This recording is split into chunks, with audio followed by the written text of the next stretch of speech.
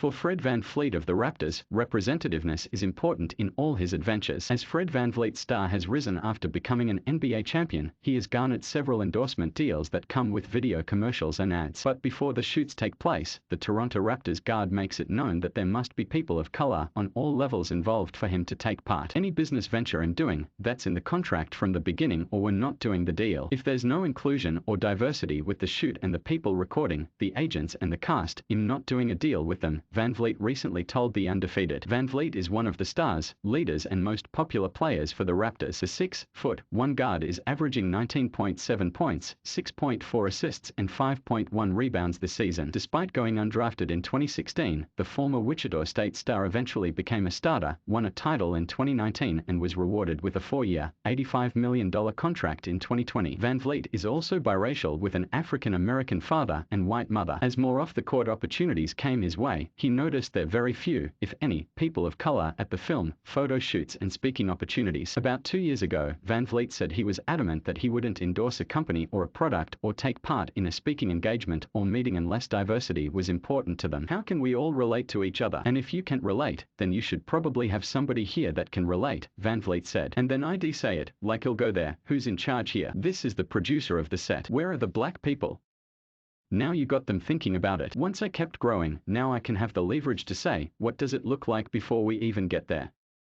I'm only doing partnerships with people who are kind of aligned in the same vision. VanVleet is also using his platform to motivate and aid Black, Indigenous and people of color already in or aspire to be in business. With VanVleet's rise and strong voice, he has been asked on several occasions if he would like to take part in a basketball podcast. While the answer has been a resounding no from a hoops standpoint, he did wonder if there was a podcast he could take part in that could help people of color in the business world. VanVleet and his financial advisor, Derek Folk, came up with a podcast called Bet on Yourself to help struggling or up-and-coming BIPOC entrepreneurs shape their business, revamp and sometimes relaunch it altogether. A post shared by Baked by Tea Vegan Cookies. VanVleet and Folk took part in what he admitted was a grueling challenge to tape the podcasts at a recording studio in Toronto over the course of 3 days before the Raptors training camp began. They talked to Canadian Football League wide receiver Nate Behar about his influencer marketing app, Firework, vegan cookie chef Shantae Bartlett, Venice George, founder of Yordis, real estate broker Ben Corbia, and Cirque du Soleil choreographer Clarence Ford. All the episodes feature BIPOC business entrepreneurs. I loved it. I had a lot of fun, VanVleet said. The cool part was when you could break through the show and have a real conversation with the person sitting in front of us. You could tell there was a real human interaction, and it was empowering to be in that position. Off the court, VanVleet is trying to strengthen his position in the business world while helping more BIPOC. The Rockford, Illinois native owns several buildings in his hometown and has a thriving clothing business. VanVleet has donated autographed memorabilia for auction to Rockford Promise, a non-profit organization that has raised over $1 million for college scholarships for area youth. On Monday, the Raptors are also announcing the arrival of the Fred VanVleet Scholarship to be awarded to an incoming domestic Black student or Indigenous student at the University of Toronto's Rotman Commerce program for undergraduate students focusing on business. The scholarship will be based on financial need and academic merit with preference given to a student with an interest in business. VanVleet Scholarship is renewable based on continued enrollment and maintaining good academic standing. I always felt, since I was at a young age, that I'm here to help people and to help make people better, VanVleet said. And it gives me purpose. I don't have to do anything, but it gets boring when you just focus on yourself. I try to make the most out of every day. Maybe from losing my dad earlier growing up, I just felt like I'm living for so many other people than myself. In 2019, the Raptors won the franchise's first NBA championship and celebrated with a mammoth parade in the streets of Toronto. Due to the coronavirus pandemic, the Raptors completed the 2019-20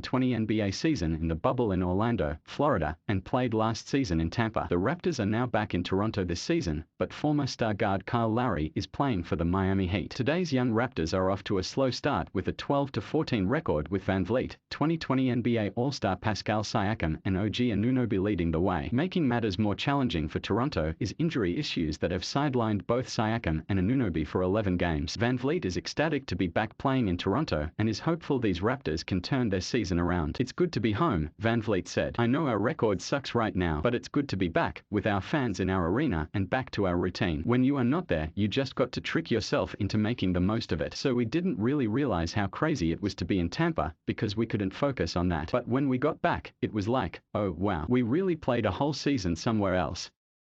It's crazy to think about it. We got some talent. We got some youth. It's been fun. I don't know if it's because of the season we had last year, but this year has been fun. Just the challenge of trying to get these guys to be great every day. Raptors head coach Nick Nurse says VanVleet has had a natural transition as the team leader with Larry gone. Fred probably has a little more added scoring pressure than Kyle has ever had, Nurse said. We needed Kyle to score some, but Fred has been the focal point with all the injuries. It piles up on him a little bit. Teams are game planning him. We are seeing lots of blitzes. It's not easy for him to provide that punch with the game plans he is seeing. Mark J. Spears is the senior NBA writer for The Undefeated. He used to be able to dunk on you, but he hasn't been able to in years and his knee still hurt.